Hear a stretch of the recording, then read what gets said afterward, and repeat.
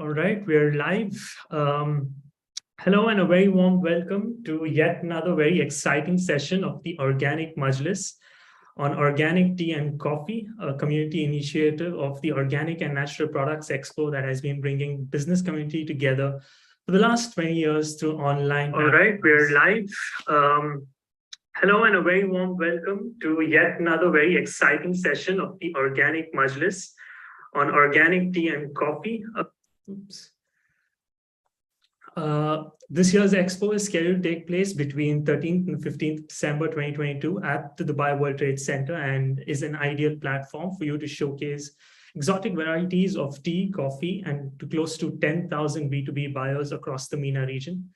The Middle East and North Africa have been the fastest growing coffee market globally since 2015 and the promise further growth over the next decade. The Middle East and Africa represent a coffee market of over $16 billion, making it one of the biggest emerging specialty coffee markets globally.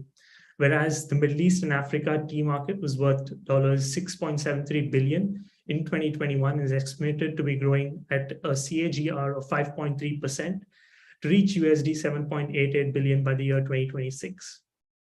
According to reports, Saudi Arabian coffee imports rose by 42.8% between 2008 and 2018.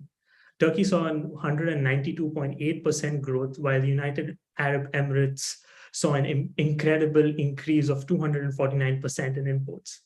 There's also been a significant increase in demand in green coffee. Similar stats exist for tea, with Dubai recently being recognized as the world's largest re-exporter of tea thanks to the MCC. We'll soon find out how a cultural preference once has transformed into business and trade and is a major driver of the economy today. With the Middle East experiencing a boom like no other, we try to catch up with the Middle East's ever-growing demand for organic coffee and tea. Without further ado, please allow me to introduce you to our panelists for today's webinar. First off, we have Mr. Mohammed Al-Madfai, who's the CEO for Emirati Coffee Company. Mohammed is an Emirati entrepreneur whose passion for coffee knows no bounds.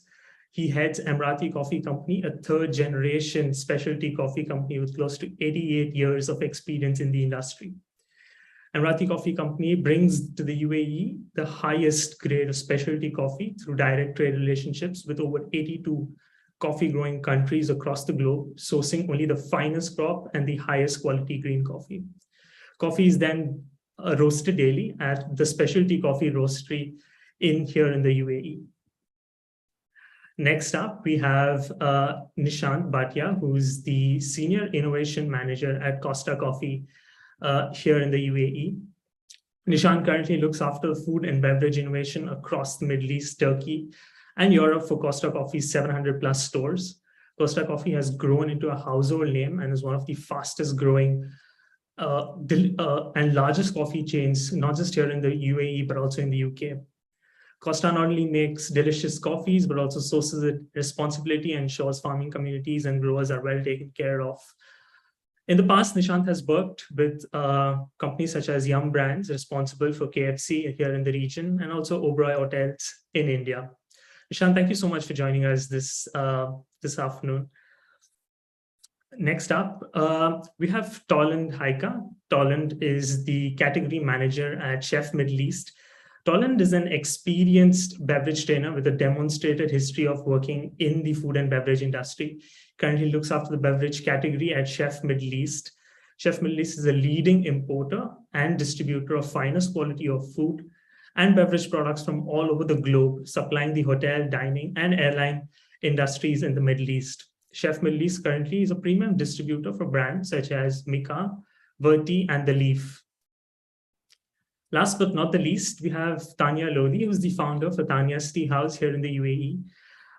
Born in the US and raised in Dubai, Tanya was studying psychology at the University of Toronto, where she was diagnosed with an autoimmune disorder that caused chronic pain.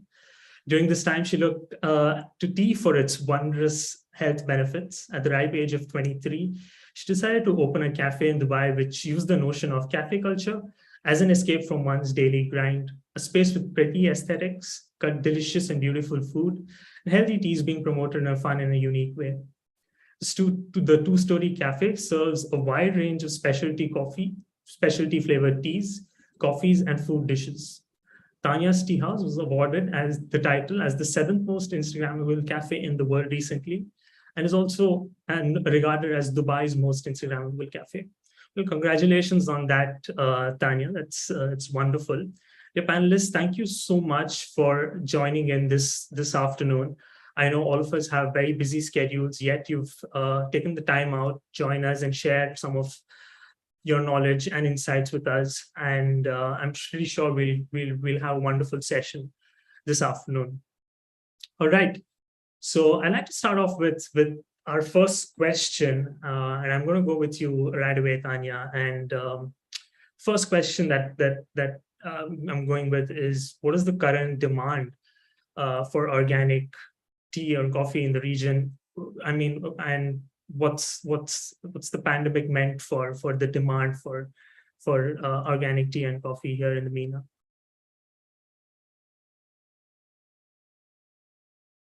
I think you're on mute. Sorry, I was on mute. Thank you so much for having me. I definitely have seen there's a movement towards holistic health and being mindful about what we put into our bodies. So we've definitely seen a rise in sales when it comes to our wellness teas that have adaptogens in them. And I think definitely post-COVID, people have wanted to up their game at home. So whether it's sourcing specialty coffee and bringing it back home and being able to make it there, investing in proper coffee equipment to kind of replicate what they're getting at specialty cafes that serve coffee, as well as just looking at ingredients for teas and caring more about where they're coming from, whether it's being ethically sourced or finding ingredients that are more premium.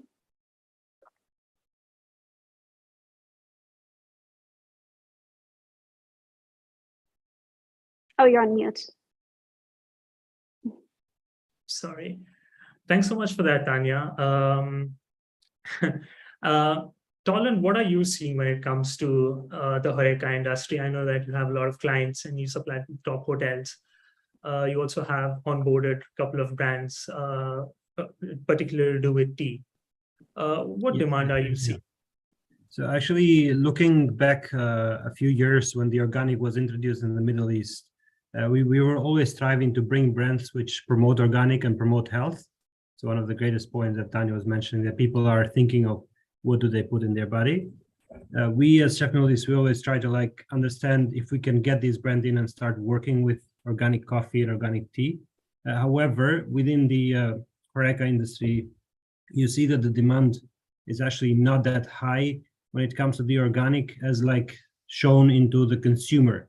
So being a customer or being a restaurant or a cafe, you might want to increase the sales of your organic. However, the end user, the volume, the biggest volume is still not as high as we expect or we want it to be, being a distributor. So within the coffee specifically, which is very important, a majority of the interest on the organic is mainly green bean, then being ready roasted. So green bean, what I mean to say is that the roasters, they prefer to buy green bean and then roast it by themselves in small batches, rather than buying ready organic green bean, ready organic roasted already bean.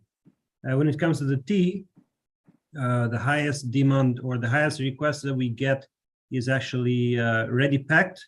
And it's very rare that we get questions about tea being organic or not, due to the fact that there's quite already a lot of small local packers, I would say, that would buy the tea in small batches organic and sell it directly into their shops. One perfect example would be Tanya's Tea House, which is as well one of my best customers so far. And we see this particular cafes as competition in one way to the high quality or high demand, or promoting the organic health conscious coffee or tea towards us as distributor. But as well, we know that they are in very small scale versus the giants, or the giant market being not so cautious or not really so much caring about is it organic or not.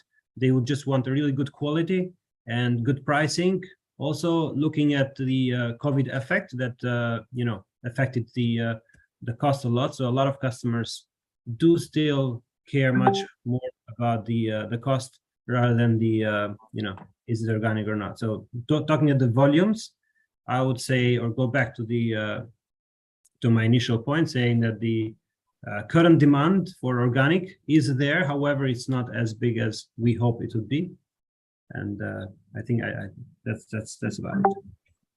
Well, that's a very good point, Toland. I mean, it's good to see that there is still potential in the region for growth of within the segment. So that's great to hear. Mohammed, I'm going to come to you next. You own a specialty roastery here, and I know for you that this is not just business, but it's almost like a tradition.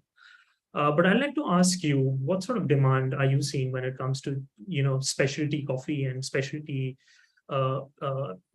especially when it comes to roasteries here in the UAE? First of all, thank you for having me. It's great to be amongst a lot of great people as well and share our thoughts on this subject. I really agree with Tulanad, and I hope I pronounced your name correctly, that the demand is not there as much. People are not worldwide. This is not an issue only that is here in the UAE.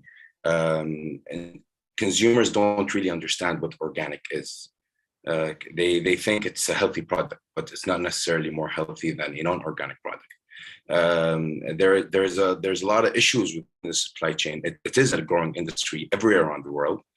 The UAE is a small market, but it's a good testing bed for a lot of nationalities, and it's a melting pot.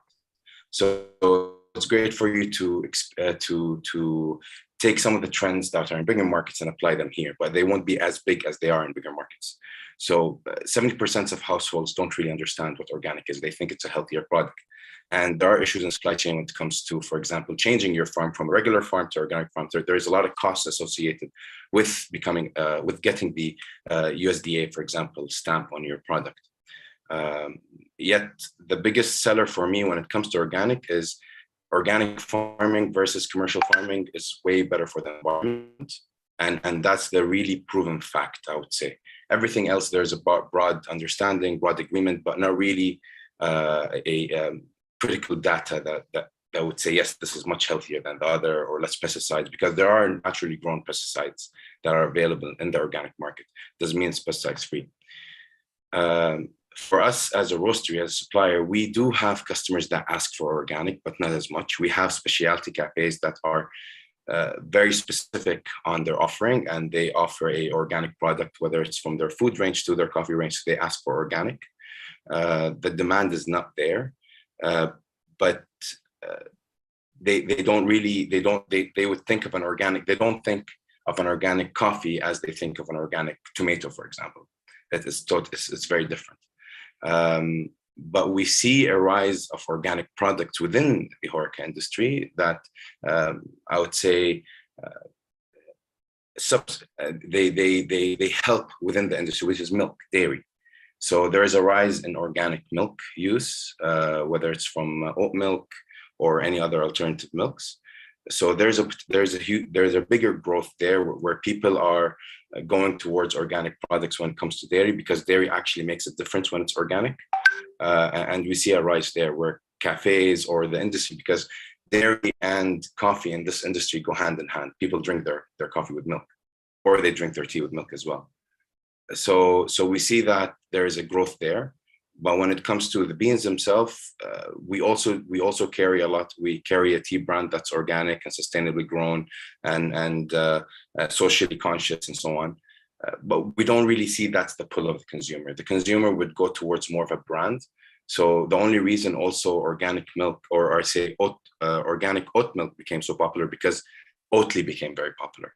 So a brand became popular and made that trend of drinking that product popular, but not really because of, oh, it's organic. In today's society, especially that right now we're in a turn of a century, you can say, with the COVID crisis and everything that did to the human psyche and the consumer trends and how people buy. And it's all about what's popular. So there is a lot of marketing and effort I would say, not put towards making organic popular. And if companies put, like I would say, gear their effort towards marketing organic, then definitely we can see the growth that everybody's talking about within the Middle East. Right. Thanks so much for that, Mohammed. It's always wonderful to hear what the story is on ground, especially from you who owns a roastery here in the Middle East and are in constant touch with suppliers from abroad. Nishant, I'm going to come to you next. I'm sure our audience is very eager to hear from you. Costa has, I mean, it's a well-known brand, not just here in the Middle East, but obviously across the globe. What demand are you seeing for your coffees here in the region, Nishant? Yeah, so I think my thoughts would pretty much remain. I think Tanya, Zoran, and Mohammed has already kind of highlighted, and it kind of, if I can sum it up, it's a confusion for customer, or it's a chaos in front of customer when it talks. So I'm going to a specific word, chaos, is primarily because I think the overarching umbrella is that people, as Tanya kind of put very nicely in the first sentence for herself, is they're looking that they want to treat something that goes into their body is really meaningful. So that's the overall overarching context, for consumers. However, they don't know what is exactly what they're getting. Is it really beneficial? So there were some days when, for a customer, it was told that sugar is bad. Then came honey. Then, okay, honey is not bad. Then at some point of time was quinoa, at some point of time. So kale. So, these things keeps changing. And the word organic plays within context of health, to be honest. As people said, is it healthy or is it not healthy? But the perceived benefit, if I'm having organic, it's healthy, and hence the push or a pull from customer that I would want to have it. So the organization responsibility becomes, that we need to look solutions for that. However, as everyone said, it is not a commercial angle that a business can see. Even if you have offer of immunity or wellness, the reach or the penetrations, if we can say, or the sales angle, maximum it will reach you 5-7%. What goes beyond and above is always the taste and the quality and what you're getting as an experience out of it. So for us as Costa, which is kind of a branded chain, as you would experience, would know that, the number of outlets, the consistency plays quite an important role. Definitely, we take ethically sourced coffee. We are associated with Rainforest Alliance, and we, definitely go down to the level of where we buy our coffee and where we get our coffee from. So I think all these are important factor for our customers as soon as we see. We don't see a customer coming to us and looking for organic into the context of that. However, we consciously definitely continue to look for options that will give a benefit to customers while giving a consistent and a good quality coffee experience. Awesome. Thanks so much for that, Nishant. I'm going to go on to the next bit here, and that's about the trends. And I'm going to start off right with you because I know that's your forte. You look after emerging trends for Costa Coffee across here in the MENA as well as in Europe.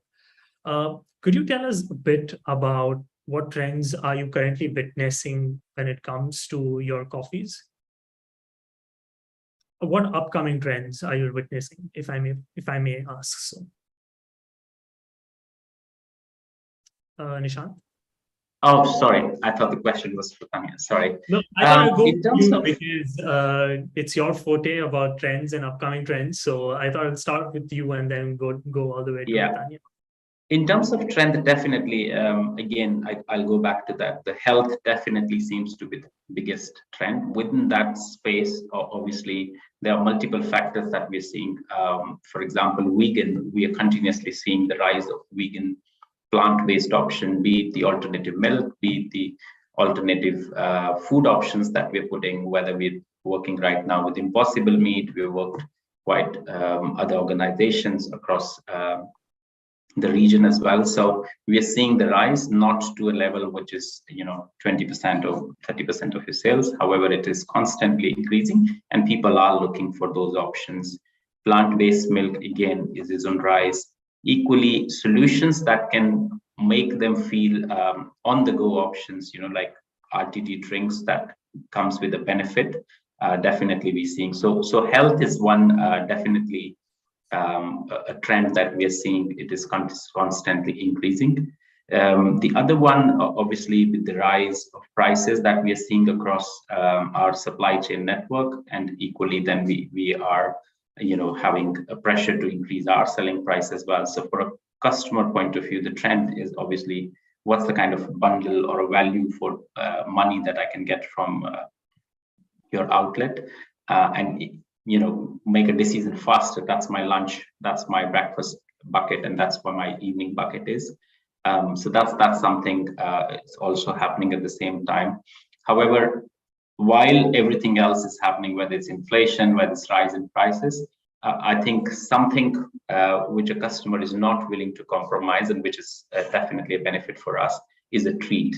If a customer is coming to a coffee shop, definitely he's not in a mood to talk health, he's not in a mood to talk value or something. They definitely comes to a coffee shop to get themselves treated. So whether in terms of a good sweet that they can only get at Costa or any other outlet, or what's the special signature, a food or a coffee, quality coffee that I can get at your outlet, and that's the reason which I'm coming. So a treat, something, whether it's small, big, or it's everyday treat, and that's something which also remains on top of customer mind while they're coming. So yeah, kind of these 3-4 I would say right now that's happening. Right. Wonderful. Thank you so much, Nishant. I think we were discussing the other day about the introduction of honey as well, and how people are replacing it as I think this reiterates the fact about the health bit that you said, about how people want to replace the sweet element with honey instead of sugar. Always very, very interesting to see that. Mohammed, I'm going to come to you next. What trends are you witnessing? I know you come from a different background when compared to Nishant.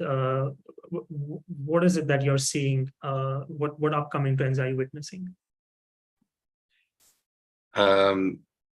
When it comes to, I would say, the cafe world, because at the end of the day, what the consumer sees is the last point in the supply chain, which is the retailer or the cafe.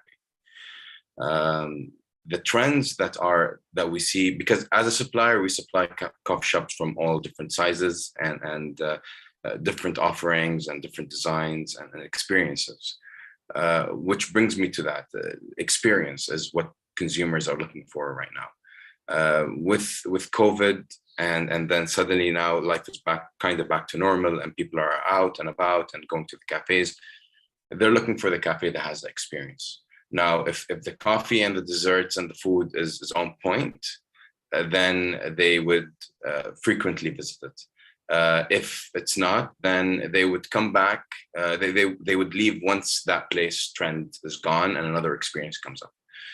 And this boosts a lot of, I would say, we're right now at the development stage. So once this trend fades, then people will start, I believe, would look into the quality of the product and go back to the basics and why do they visit these places.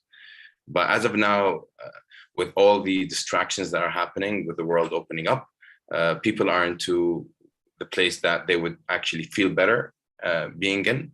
And believe that they would start looking at other people as well, while they're there.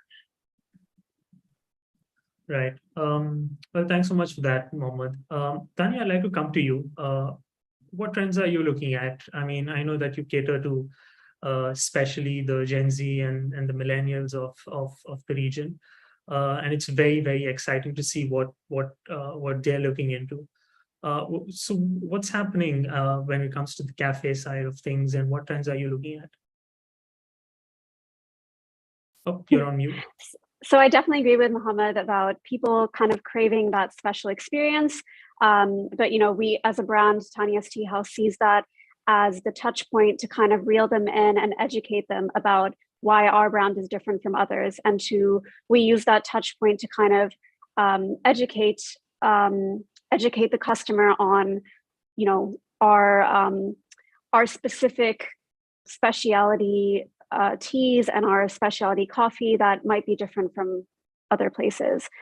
So with our specific target audience, I would say people are kind of seeking out teas that target specific ailments and kind of boosting their immune system and health in general post-COVID. People are interested in kind of hearing what adaptogens are. They don't necessarily know what exactly they mean, but they're curious to kind of they're curious to learn more. And for anyone who doesn't know, adaptogens are herbs and ingredients that basically increase your resilience against environmental stressors. And I mean, in this day and age, there's a lot of environmental stressors for everyone. And even things like mushrooms that, you know, we're implementing in our teas and our coffee, such as chaga and lion's mane, things like ashwagandha root, things like maca root. And people are interested in trying tea flavors that aren't the run-of-the-mill green Earl Grey black tea. They're interested in the infusions and the kind of guilt-free aspect of getting a tea that tastes like cookie dough or tastes like cheesecake, or like an interesting blend of different fruits within teas. I also do think that there is a rise for nut milks as well, partly due to, you know, brands such as Oatly that was already mentioned, but also I mean, we've seen personally in our customers a rise in intolerances, such as, you know, being intolerant to dairy, and that's why a lot of people are kind of trying to move away from cow's milk. And, you know, we're also seeing people that are more conscious of the backstory and the ethos of a brand, where they're sourcing from. Are they, you know, sourcing responsibly? People like to hear the story as well. Well, wonderful there. Thank you so much, Tanya. I think it's really nice to see how even the millennials and the Gen Z today are very conscious about their health and are sort of opting for tea thanks to its health benefits. So thanks for sharing that. Tolan, what trends are you seeing when it comes to the HoReCa industry? Thank you. So I mean, I keep hearing from Tanya and the gents regarding the experience, and it is very true. It's very clear and very obvious also. I mean, looking at the social media specifically, you can see that people always like posting their coffee or posting their tea. So, you know, that means that they are trying to like share what experience they're having in some way, and they're trying to show the world that look at this, it's beautiful, or they want to show in some way that look at this, it's tasty. And so we specifically in my work, I see a lot of like customers of mine asking for recipes, how they can incorporate the coffee into like different ways in their cafes or in their restaurants. For example, coffee cocktails, coffee mocktails, tea cocktails. There's been a great rise on that, and you will see different restaurants and cafes also. They have now specific coffee cocktail menu or tea cocktail menu. So not serving the tea just like that as it is. So going to the Tanya's point where they mix, for example, dry fruits or dry plants with the tea, they would also do the same thing with the coffee. And that's why one of the questions, I want to go to the question of one of the, whoever was posting in the chat, Dandelion coffee. So yes, there is actually quite a lot of requests from the customers looking for solution towards a Dandelion, not only as a coffee, as a substitute to the coffee, but also into other drinks. Could be as like a Dandelion iced tea, and you know, all of these kind of things. Another very interesting trend lately has actually been iced product. So requesting ready packed iced coffee or ready packed iced tea to be used for their mini bars, even to sold as a grab and go in cafes, locations like Costa, for example, avoiding labor for products which can be ready to drink with a very minimal increased cost, of course. And you'll also see specifically in Dubai also, you'll see that there's a few brands that they make their coffee already branded and they sell it as a nitro or, you know, as a brewed, basically what Starbucks had started long ago with their frappuccinos and their ready milk and stuff. This is coming back again and again. It's not that they're reinventing the wheel or anything, but it's just like something that keeps returning, and it's an ongoing trend for the customers. And all of that goes back to the experience, which is, the main point and the reason why we drink. Yes, we want to be healthy, and yes, we want to get hydrated, and yes, we want to, in some way, cool down and relax. But we want to, like, how to say, we want to have an experience. We want to show the world that this is what I'm doing, this is what I'm drinking, and we spend our time towards picking what is going to, like, make us, feel good, but also look good at the same time.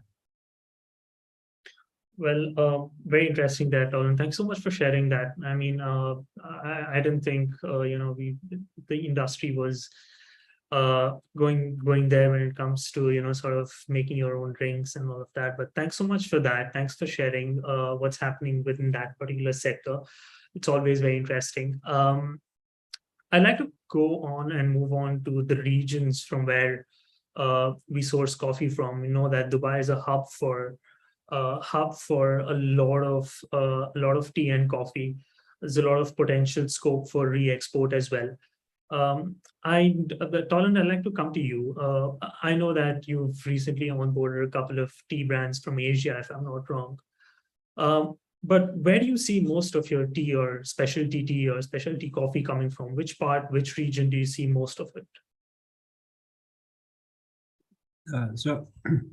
So currently I actually work with one company called Tea Trading International. It's actually located in the UAE. It's in the DMCC area. What they do is they bring teas from different origins in the world. They can bring teas from everywhere.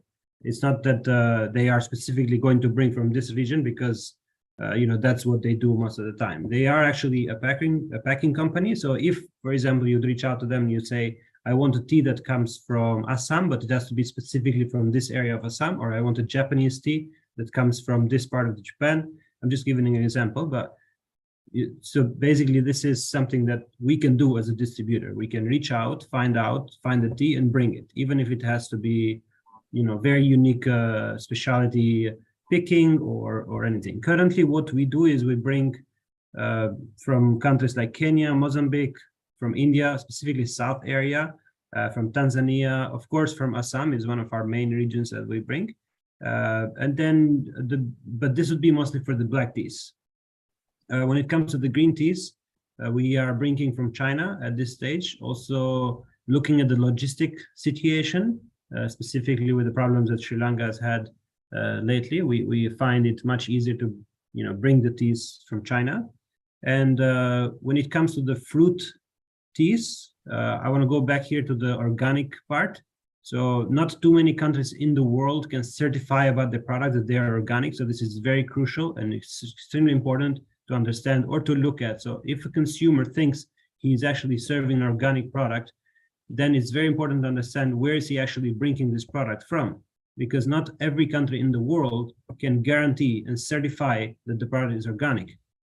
So, or the certificates can also be falsified very easy in a lot of countries. So we know for sure that a country like Germany is extremely strong when it comes to the rules and regulations, and they do have very strong rules about certifying products to be organic. So we are actually currently bringing the fruits, chamomile, lemongrass, and the mint and all from Germany when it comes to the teas. So this was actually the tea origins. When it comes to the coffee, we bring everything roasted, branded, everything from Italy. And the company, Mika, which is my brand, actually works with mainly the origins from the South America. They also do Indian coffee. So if you can see also, it's quite like a lot of times India pops out quite a lot as an origin, not only for tea, but also for coffee. And again, as I said, being a commercial coffee and being a commercial tea, we are not always focusing to be super, selective because it's also about the pricing. So we want it to be very good quality, but also to not be very expensive. So when it comes down to the consumer, they always demand for a product that does not cost a lot of money. They want something that will cost less so they can also generate revenue on their side. I hope I answer your question. Definitely, Tolan. I think that answers the question. Thank you. I'd like to move to Mohammed. Mohammed, I know that, like I mentioned in earlier before we started, that you source a lot of coffee, and it's almost as though the world is a canvas for you when it comes to sourcing. Where do you see most of it coming from? Which region, or is there a specific region? Where do you see most of your coffee coming from? Honestly, so when it comes to organic, specifically organic coffees, most of the coffees come from South America. So our current organic offering is from Peru. And the reason why we chose that cup, because at the end of the day, yes, we have to have an organic coffee in our catalog because we have requests for it and demand, not as high as non-organic coffees. But we also were looking for taste. So we cupped the crop from Peru this year, and it was really suitable for what we find to be tasty and what we think our customers would like, and we had that. We also had certified organic coffees from India for a while, and not much from Africa. So when it comes to organic, not only that there's a cost of so what prevents a lot of farmers from turning their farms into organic farms, because there's a huge cost associated, and multiple years, like 3 years, for you to be able to start growing organic crops. So a lot of the farmers don't really see the benefit in that. And if it comes to the use of pesticides, some countries in Africa, like in Ethiopia, there are farms that don't use pesticides, but they can't afford, or they don't bother really going for the certification and having that having their crop certified organic. And speaking about a lot of coffee not being organic, so 70% of the grains that are available in the US, for example, there's a huge fraud case a few years ago. There was a guy who was sentenced to 10 years in prison for the largest fraud in organic, where a lot of the grains come from Eastern Europe, for example, and they once they reach the US, they change them. They change the documentation, making organic, and they make an extra $4 million on that shipment, for example. So there's a lot of fraud going on when it comes to certification. But usually you would find the farms that would take the effort would be in South America, and some of them would be in India. Because India has huge plantations, and some parts of the plantations will be dedicated to be changed into organic, so they can afford small lots for organic. So that's how we import, or we look. At the end of the day, we work with buyers all around the world. We see a surge in organic. So our buyers in Colombia were informing us that Nespresso, for example, came and bought a huge lot. Because they're looking to go hard into the organic market and offer organic coffee capsules. So they see the growth in the industry, they see the demand for it. The supply is not as big as the demand, and therefore there is no motivations from the retailers to actually switch their businesses and start focusing on marketing organic. So the experience it then becomes only about marketing the experience of consuming your drink, because the consumers don't really get the information that they need to know. Right. Thanks for sharing that, Mohammed. Nishant, I'd like to come to you next. I know you work very closely with, like you mentioned, the Rainforest Alliance, but where do you see most of the coffee that we get here at Costa? Which region is it coming from? So as an overall perspective, our all coffee comes from UK, where we have a roastery, and it's quite a big roastery, and other than India. So, however, the coffees that come to UK, in terms of the green beans, the majority of it is Brazil, and I think everyone on the call was referring about the South America coffee, etc. So primarily it's Brazil, Colombia, Honduras, and Vietnam. That's the kind of 4 countries that we specifically buy our green beans from. And obviously it's all Rainforest Alliance ethically sourced green beans. That's exactly where we do most of our coffee buying from. Right. Thanks, Nishant. Tanya, I'd like to come to you next. I see that your website has a lot of tea. I know that there are varieties and varieties and endless varieties of tea that you have listed on your website, which I'm sure all of which look very aesthetic and very appetizing. But where do you see most of your tea coming from? So it's quite hard to pick a region in particular because even just one tea flavor might have ingredients from 5 different countries. So we don't have a particular region that most ingredients come from. Yeah, it's hard to say because we really source from a plethora of countries. And as I said, one blend might be from 5 different countries. Right. All right. We have, well, I'd like to go on to the next one. And this is something that a lot of suppliers and a lot of importers and buyers like yourselves at all times deal with, and that's with certifications, product labeling, and registrations. Mohammed, I know that you work with a lot of suppliers, and you know, obviously, you do deal with them day in and day out. But what sort of certifications or labeling or regulatory requirements surround coffee or tea? And what does an exporter have to have in terms of paperwork to start, you know, exporting to the region?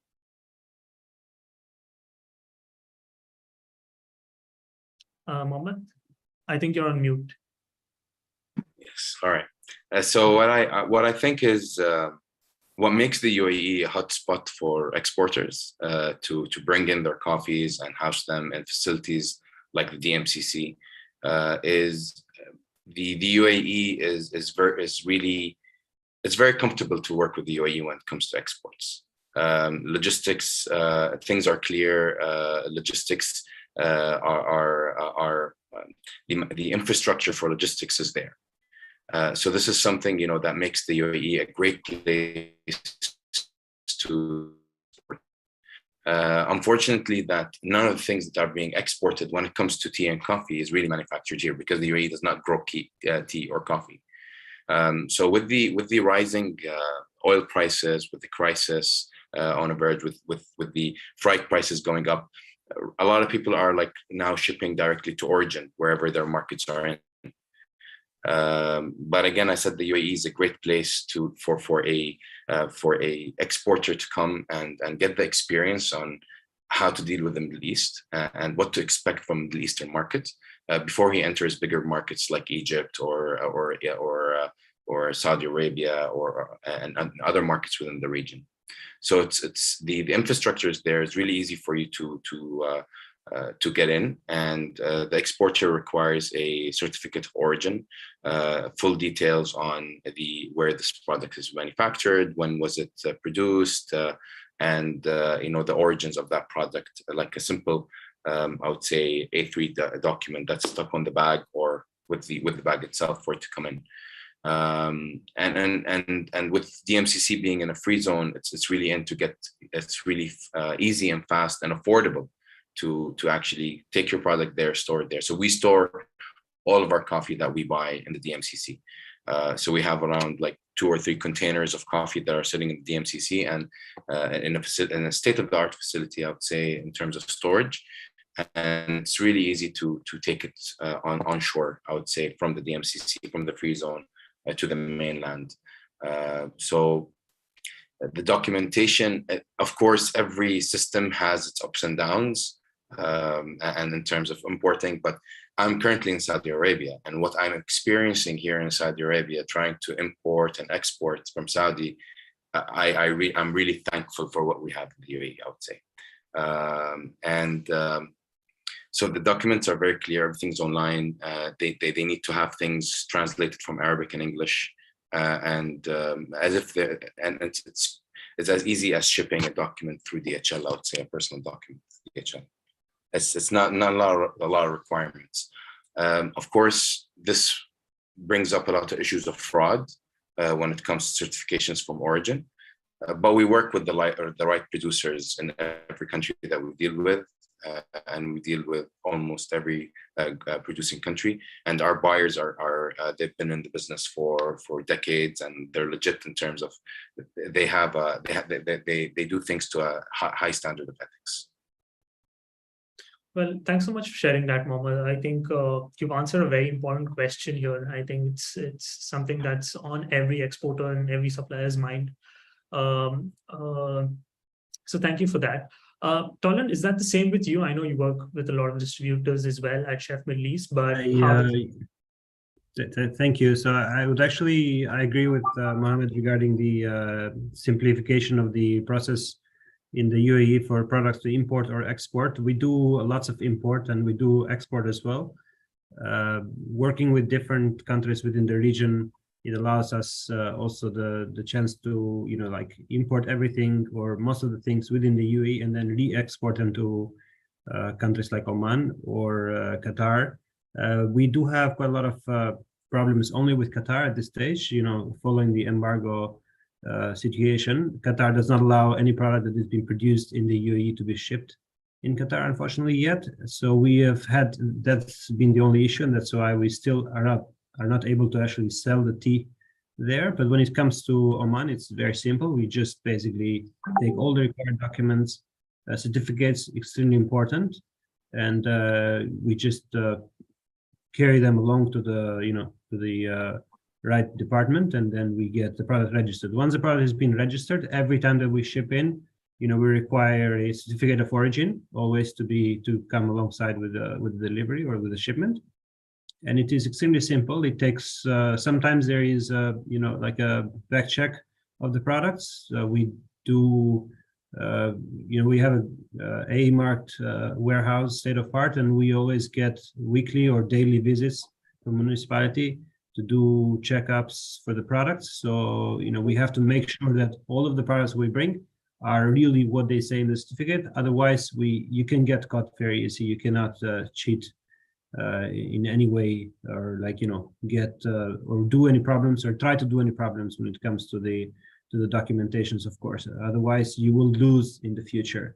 And so, yeah. It is extremely simple, specifically on the other countries, excluding Qatar, as I said. We find it very, very easy, and we work a lot with not only coffee and tea, of course, but with also the other products, which are, of course, very important for us for the volume of the business at the same time.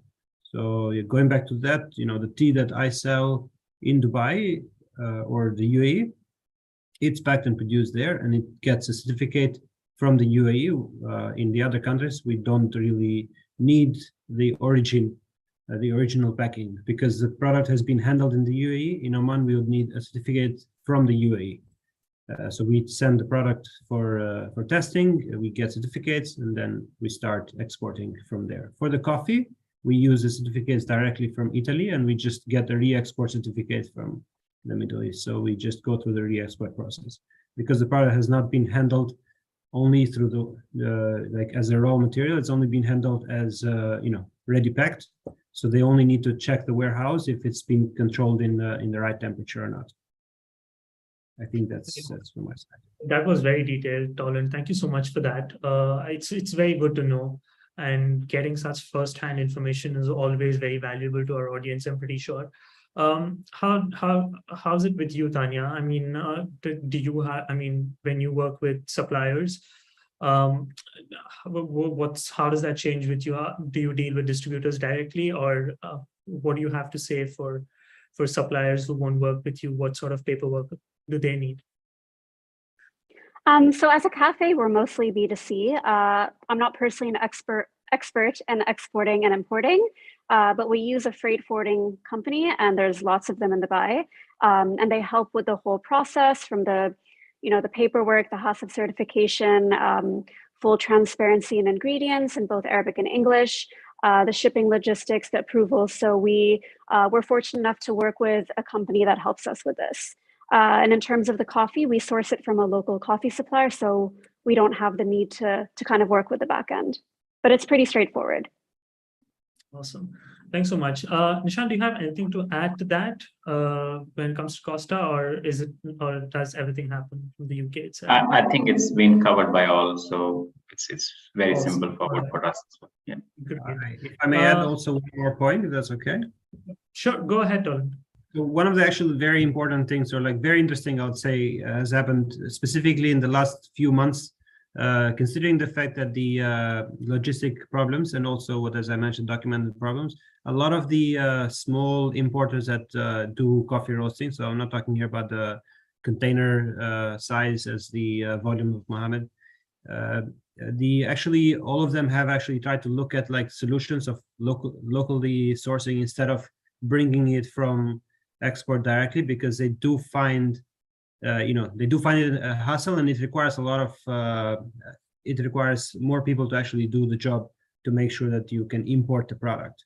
So it is a thing that a lot of the small importers, like for example places like Tanya's Tea House, bringing the tea for themselves, not too many will continue in the future to do that, considering the fact that yes, logistically it is very, very difficult, and it requires people to do the job for you instead. So that's it. All right, thanks for adding that, Tolan. I think we're almost at the end of the first half, but right before that, we have a question from one of our audiences. And I think Mohammed, you would be the best person to answer this. And the question is, will the organic markets be interested in forest coffee sourced from Ethiopia?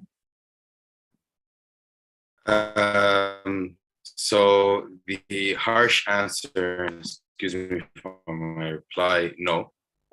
So the way it works with the consumers when it comes to coffee, 5 years ago, the consumer would know a coffee from as a Ethiopian coffee. So all coffees are so they think Ethiopia means a type of coffee and it's one coffee. And then the market developed to people knowing that there is,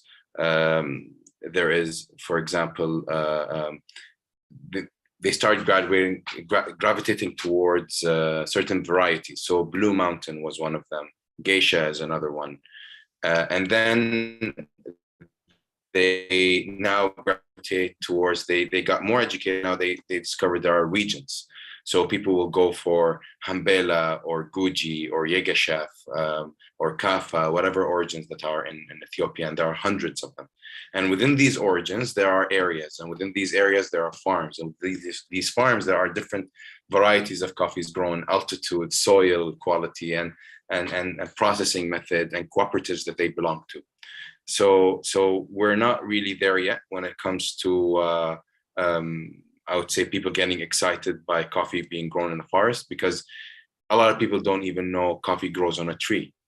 They think it goes on a shrub, or they don't know that, okay, what we're consuming as coffee is a bean. The general public does not know that. They do not know that coffee is a fruit and we consume the bean that's inside. The skin on the outside we can consume as an alternative called cascara, which right now is starting to trend.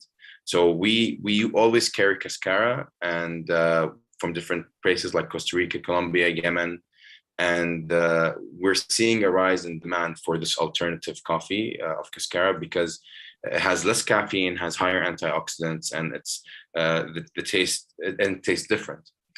So to answer also the first question, when it comes to dandelion coffee or alternatives, there's like chicory, for example, is a very popular root that's consumed as an alternative to coffee. The mass public, they really gravitate towards what they see on their phones. So unless retailers and exporters put effort in terms of making their product in their faces on their phones trendy, then the public would not really care. They have a short attention span. So having coffee that's grown in from forest picked from Ethiopia, I do not believe would cause much, especially for us as roasters. So the person who has this question most likely would be selling to a roaster. He'll be selling the green beans.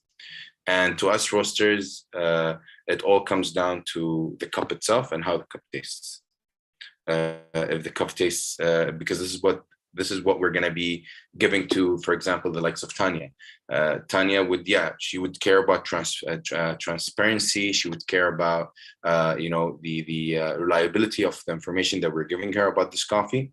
But again, if the coffee does not taste to a certain standard that her consumers will enjoy it, she'll fail at the B2C. So the answer again can be no, based on what I explained, and yes, if your coffee tastes really amazing and has the right price point. Great, thank you so much for answering those questions very, very elaborately, Mohammed. Tolan, do you have anything to add to that? I agree with Mohammed, actually. Not only about the taste and everything, it's also about consistency and ongoing, the supply. Because if the customer gets used to a product, they will demand more of it.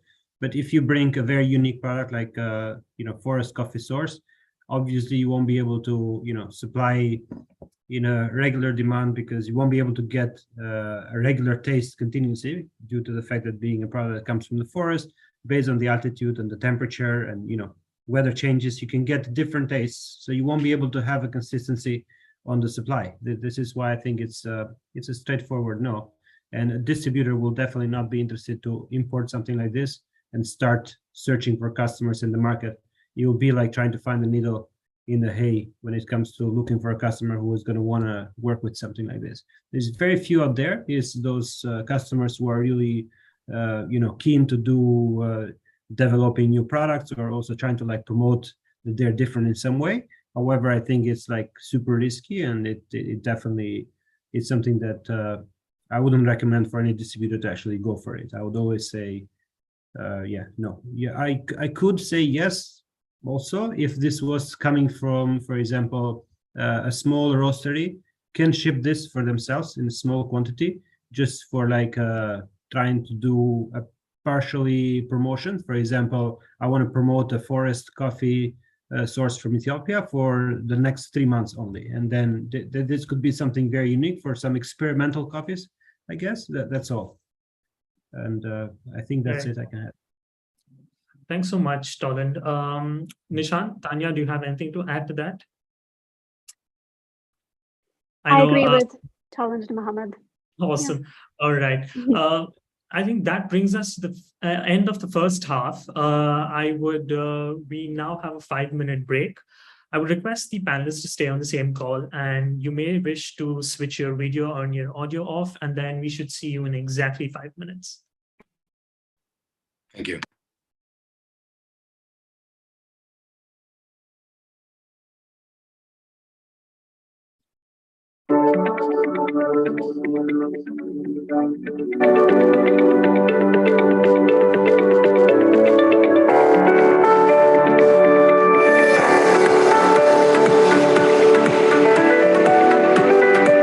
We've found UAE partners. We've also found people coming from Iran, from Oman, from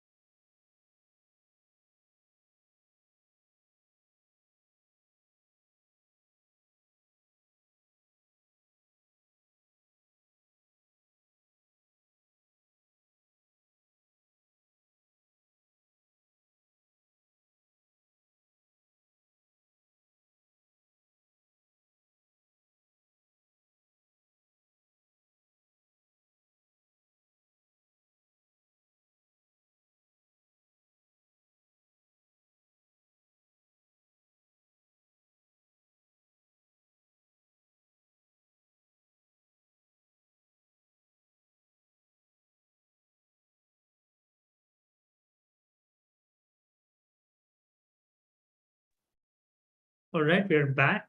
I think we've had a wonderful first half with a lot of insights from all of our panelists, and looking forward to an equally interesting second half of this particular discussion. I'd like to move on to something that's becoming very, very important for everyone over here in the region, and that's about how ethically sourced the coffee or the tea leaf needs to be.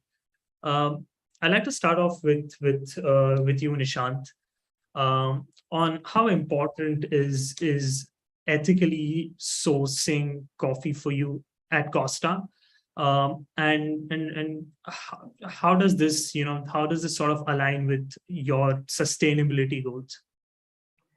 Okay, so I think it's a kind of two parts to it. I think the way we were discussing in the beginning, any which ways, does a customer give a benefit, or is it important for us as a brand? So I think the first angle, which is the customer angle, I don't think customer still have an educated at a level where they think what kind of efforts a brand needs to go towards to get a sustainable, ethical coffee, and are farmers paid well, and if they are, do they trust?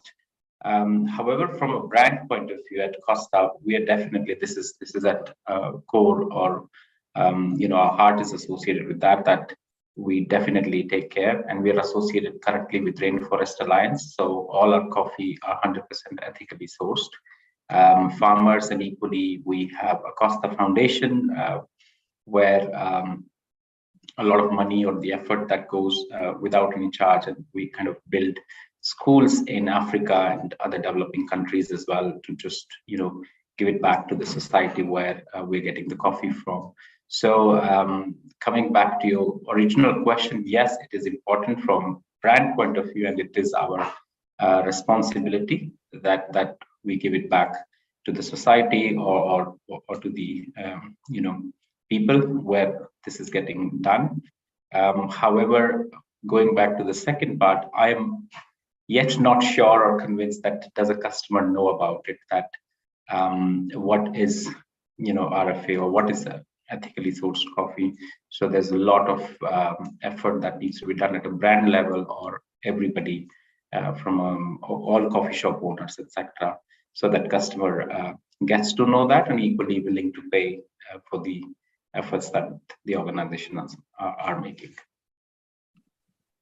Thanks, Nishant.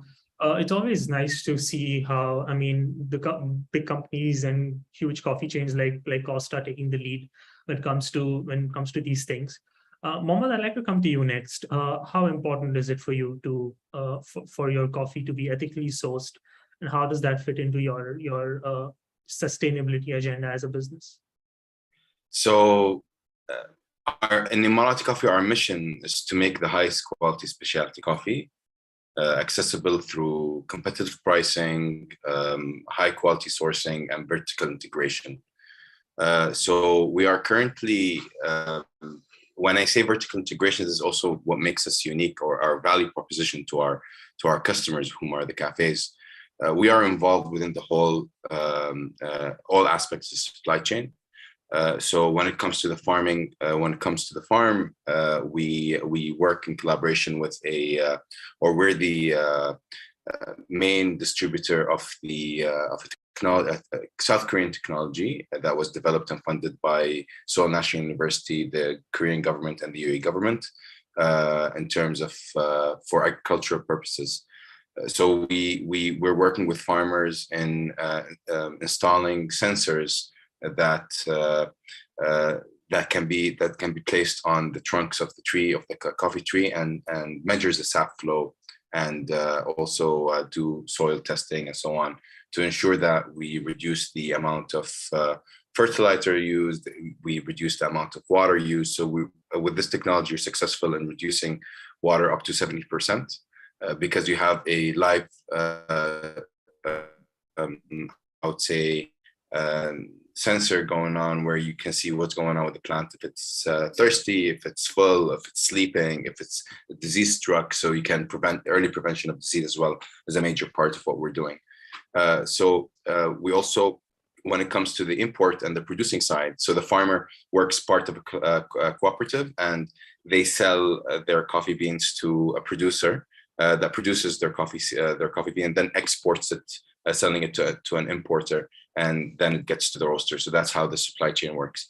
So we work with producers that have a minimum pay towards their farmers. We don't pay less than $2 for our coffees, which is above sea market. And it's very important for us. We work with farmers that do a lot of social work. So our Costa Rica source, for example, KRS Estate, they have a daycare at their farms where families come from Nicaragua or El Salvador to pick up the coffees. They actually have a place to put their kids. They have shelters and houses and schools and a church and a hospital for them as well. So it's really important that they're big on environmental sustainability, which is something that is core to what we do. Of course, again, certification is important. Some coffees are organic, but sometimes not certified. But of course, we would not be labeling coffees that we know that they're grown in an organic manner, but they're not certified, and we're certify them as organic.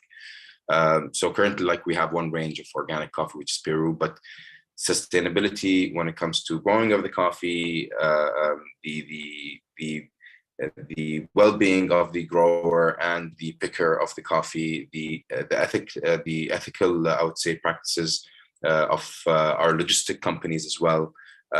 We are having a plan, for example, of changing all our fleet to electric cars. So this also will reduce our footprint, which is very important. We use sustainable material when it comes to our bags, so all our bags are recyclable, and we don't use PET, we use PP, which is biodegradable. Very important to us. So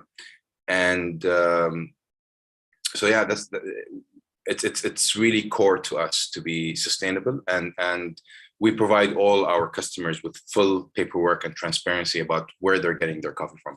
So and it's more of a niche market, and it's our market in terms of specialty. Like Costa deals with the commercial market, it's mass market. When it comes to organic products, you would see you would go to, it used to be a very niche market, and then became a mass market where you go to supermarkets and they have sophisticated corners where they sell all organic products. But not really when it comes to the tea and the coffee side. The consumer have not reached that level of, I would say, awareness, like they've done with the packaged coffees, packaged products or retail products that are organic, other than coffee and tea. So for us, being a specialty coffee roaster, it's important for us to have these certifications. It's important for us to know what transparency and traceability is very important. That what's the difference between specialty coffee and commercial coffee. Commercial coffee might not be bad in terms of quality. The majority of people still enjoy commercial coffee, and they enjoy the taste of commercial coffee because specialty can be an acquired taste. But when it comes to commercial, when they source their coffee from Brazil and goes, to example, to the roastery in UK, because they're dealing with large volumes, they mix Brazilian coffee from different regions, different farms together, because they have large volumes, and their profile, which is like roasting dark, which suits I would say, the common taste, works for you to be able to blend all these, I would say, regions together. But with specialty, it's a way scarcer product. There's less in terms of supply in the world, and therefore we have that luxury of having a single origin. And when we say a single origin, that means it's from one region or one farm or from one producer, and not from multiple producers or farms across a country. So that's also something that consumers don't really understand. They're still at the level of single origin means it comes from Brazil.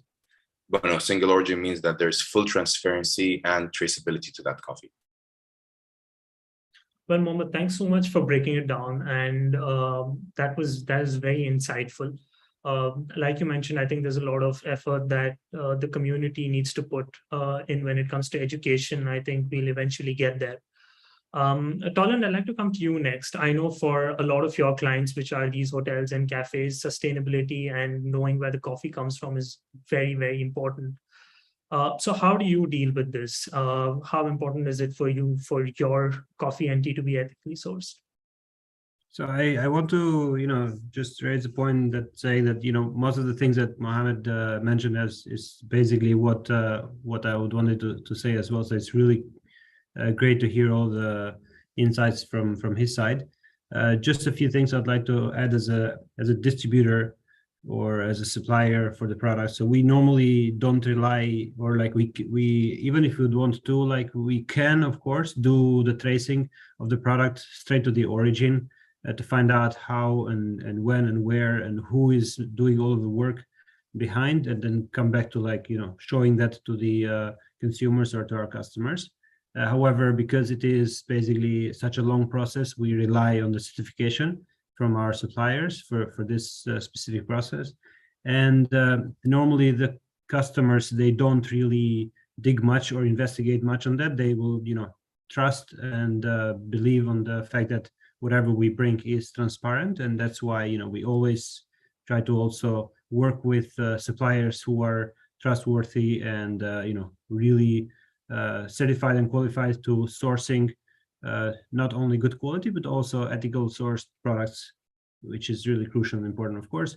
However, going to the sustainability point, which was what you brought up, it's very difficult to actually say that majority of these hotels or restaurants or cafes that do say that they're promoting sustainability, they promote it at that high level point or as much as they think they can.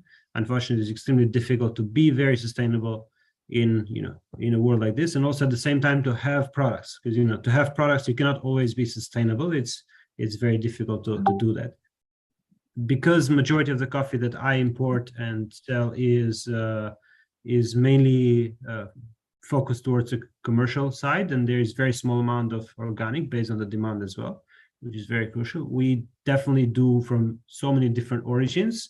So that could be products that are relevantly cheap or that could cost a lot as well. So they balance by blending, not only to create a great taste, but also to create a cost that can fit the pocket of the customer, of course. Same thing happens also for the tea.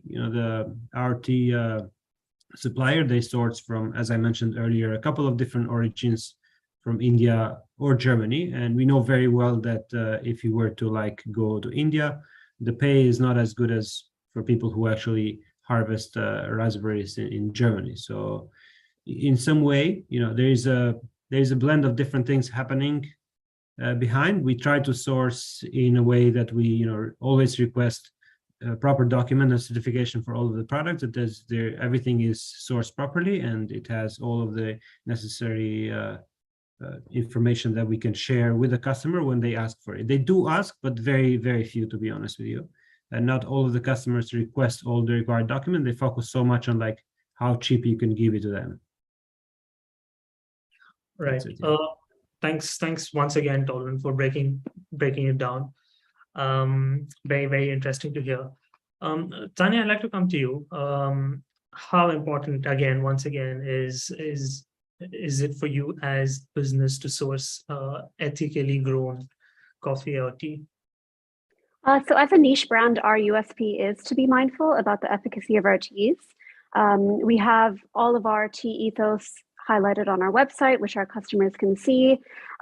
So we work with a private supplier for sourcing the teas, and their tea plantations are part of the ETP, which is the Ethical Tea Partnership. And they monitor and regulate the social conditions of the estates. They ensure that a percentage of profits for goods remain in the hands of the workers who created them. We also highlight our environmentally friendly aspect of our teas. So our teas are hand plucked, most of them at least, and this harvesting process consumes a very little amount of fossil fuel, and it releases virtually no CO2. We also use special machines to ensure no foreign objects are in the teas. Many commercial tea brands actually have traces of cigarette butts in their tea bags. which is not fun. And the tea estates we work with also build homes and hospitals and schools to ensure that their welfare is well taken care of. All right. Thank you so much for all of the panelists for sharing their insights on this. I think it's something that's very important. And once again, like I mentioned, I think it's important for us to educate consumers who are unaware of how important it is for their coffee or tea to be ethically sourced. All right, I'm going to move into the last part of this discussion since we're almost running out of time. And I'd like to focus on future trends here in the Middle East. Tanya, I'd like to start off with you. I know you're someone who's on the constant lookout for what's new, what's happening, so that you can introduce that particular concept into your cafes. So where do you look at this going? What future trends are you predicting? So I definitely see cold brew iced teas. I think someone had mentioned earlier, there's a high demand on iced products. So we see a lot of people that are interested in cold brewing their teas at home. So looking at recipes that, they can easily make batch recipes of infused teas that, they can just keep in their fridge, have a long shelf life, and kind of drink throughout the day. I also see a big trend for instant sachets, whilst not compromising on the quality of the tea. So a more premium version of instant tea and coffee. And in terms of other regions, not the UAE in particular at this moment in time, there's a big trend in infusing CBD in teas and coffees, but obviously not in this part of the world yet. So, all right, okay. Nishant, I'm going to come to you next. What can we expect to see at Costa in the near future? What trends are you looking at? I think we kind of touched base that in the past, and I think Tanya alluded just now as well. And I think Chef Toland also highlighted early. So we're seeing rise of iced products, definitely, and to a level where it is kind of double-digit growth from what they were performing in the past. So there's a constant increase on iced, and I think primarily because of Gen Z, primarily because younger audiences, when they were shifting towards tea or caffeine, it's easy shift to go with the flavor and the iced kind of the products, and equally colorful. So they look colorful when they share on the social media, etc. They can kind of highlight that. So definitely, iced is something that's happening quite at a faster pace. Secondly, again, people are looking, or customers are looking towards. They know when they talk about iced drinks, or when they talk about vanilla latte or flavor latte or anything like that, they know it is essentially a sugar syrup. And definitely consumers are looking that, definitely I want a vanilla latte. However, could you give me a vanilla latte with a natural vanilla syrup or a sugar-free vanilla syrup, or an alternative where I can get a vanilla flavor? So I don't want to compromise my taste, but definitely it comes naturally.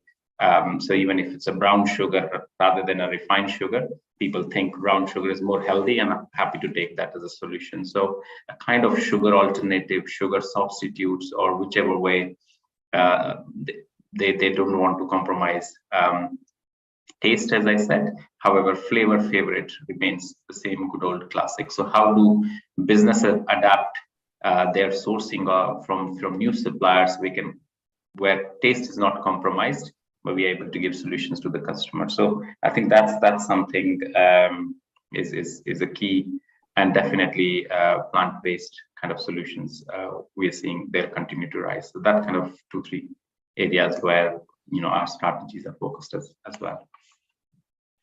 Well, excited and looking forward to them, Nishant. Toland, what do you have to say about this? What future trends are you looking at, and are you discussing here at Chef Middle East? So, I mean, basically what Tanya and Nishant was mentioning is basically relevant. It's something that we can see, even if you walk now in the mall or in front of any Costa, you'll see that they've already started to post their lemonades based of iced tea, or like you could also see the last 2-3 years, they will put the tap to sell their coffee as a cold brew that comes directly from the tap, something that was started about 10 or 15 years ago in Germany. And so like they still do this basics and all of that. And we will also see that kombucha is going to like take a next step or a next level approach to the business, specifically the fact that pre-batch products will be more more in demand, of what Tanya mentioned, that people would want to have their tea, keep it in the fridge, drink it over the day, or have it in their car and drive and drink it. So pre-batched or like ready made. So you'll see a lot of moving forward. What we're going to see is almost all the cafes will have their solution towards like having their own sticked label with their own brand in the bottle, iced tea or iced coffee, which has been done for the last few years, but it's going to be done with more and more different added flavors. And of course, a lot of times sugar-based or different types of syrups can easily change the taste of the product. However, organic is a big thing. It will always continue to like be on demand, even why going back to the first points, Mohammed mentioned that people don't really understand what exactly does it mean. Only very few people know the real meaning of what the product to be organic requires to have. We will see, a growth towards the kombucha, because when you say kombucha, you're like trying to like say that it's healthy. And majority of the times when you're trying to produce a product like kombucha, you'd want to work towards the products which are organic. So I think the next trend will be, iced tea and iced coffee in the bottle, branded specifically for the outlets, and something that they can do themselves in the stores. Or there is actually small companies which are producing white label currently in the UAE. There's a few companies, they sell online through Gibson's, or they also sell to, Horeca customers as well at the same time. And we as a distributor have spotted this one, and we are looking to list. So in the future, even from Chef Majlis, you will see. So currently we do have a coffee that comes ready packed. It's a Nitro cold brew. And we will also we do have iced teas, of course, very popular brand in the supermarkets and the retail stores. But we will have, another iced tea added into the portfolio, which will promote more and more healthy, even while the one we have now is really very healthy. We want to move to the next stage where the kombucha is, much more scented, or like I would say, highlighted as well at the same time. I think that's what I can add.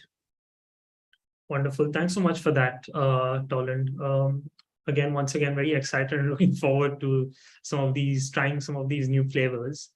Mohammed, last but not least, I'd like to come to you and hear from you. What sort of trends are you predicting when it comes to coffee? In this day and age, it's really hard to really say what trends would actually happen, because trends are controlled by non-industry personnel, I would say. A lot of the trends that people are talking about and what we're seeing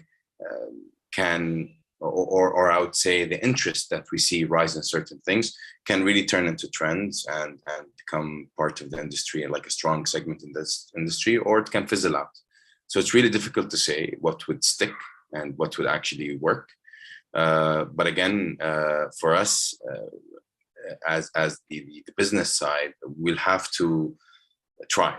We cannot say, okay, we'll wait to see if this trend would actually stick and then, go with it, because at the end of the day, you want to have a early adopter advantage. That being said, I see trends going towards more trendy cafes. So people focusing on the design. So looking at China, for example, which is a new region, I would say, where coffee is exploding, and specialty coffee in particular. They're not really competing on quality of product; they're competing on design and architecture of their shops, and that's where you see the bulk of the consumer going. And the reason why I brought up China, because the other trend that I'm thinking is the younger ages getting more and more into coffee and tea.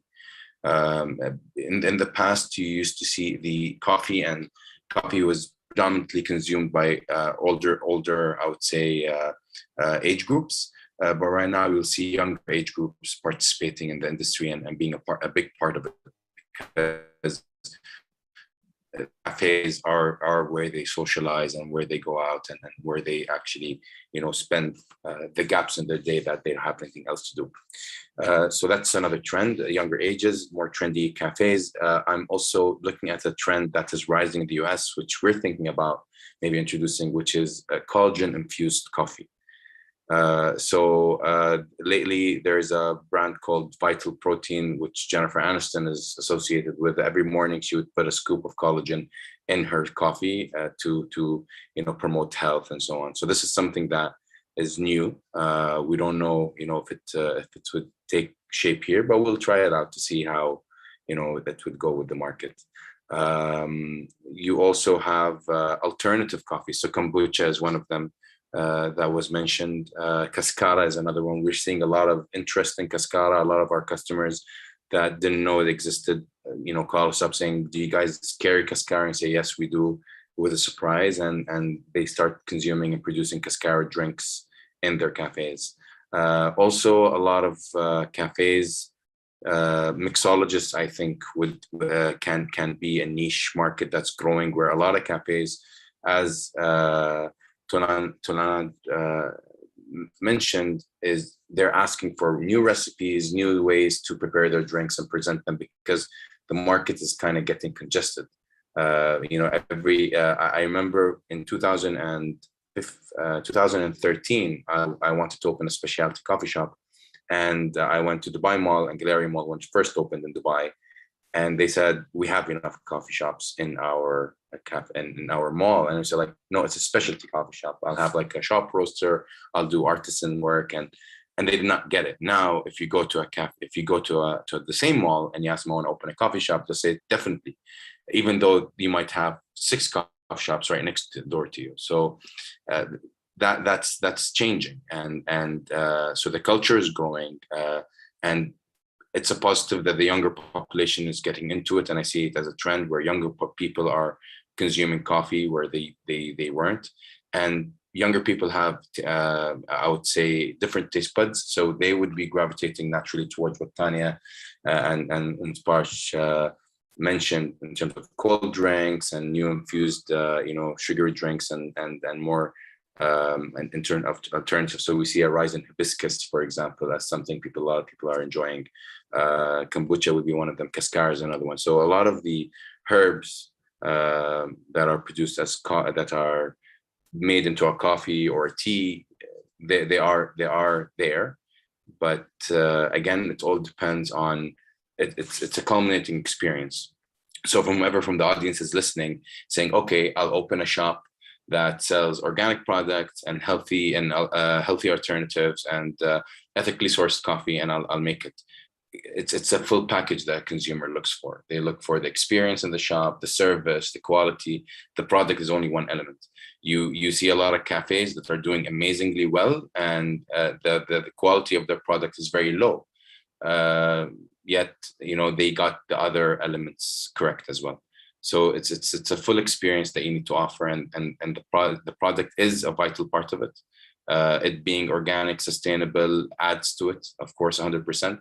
But if you do not really promote it, people will not know. And this is something that is a fault of a lot of retailers when it comes to marketing. It's not easy to keep the energy up and market your product every day and talk about different elements and to really stick to a message, because as being a business person within the business, you're confused. Do I stick to my message or do I follow a trend that has nothing to do with my message? Where would I market? Where would I put my efforts?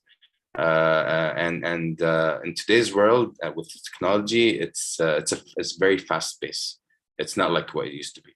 So you need to be on top of things and be an early adapter and take risks. Well, Mohammed, thank you so much for that. Definitely, thanks for putting the final touch to the discussion. It definitely looks like there are some exciting times ahead for the industry, and we'll wait to see how that unfolds. Well, panelists, Tanya, Donland, Nishant, and Mohammed, thank you so much for joining us this afternoon. Thanks for taking time out from your busy schedules to be here with us and sharing some of your invaluable insights, I would say. I'm sure the audience would have had a lot to learn from whatever you had to share, and there'll definitely be a lot of things that they'll take back from this. So once again, thank you so much. Thanks for being here. All right, to the DR audience, thank you so much for tuning in this afternoon. I hope you had a lot to learn, and we have our next webinar coming up on the 7th of September. This is going to be on nutraceutical supplements and probiotics, and I will look forward to meeting you all there once again. Your panelists, once again, thank you so much. Have a good day. Thank you, everyone. Thank you. Thank you, everyone. Great talking with you. Take care. Bye-bye. Thank you.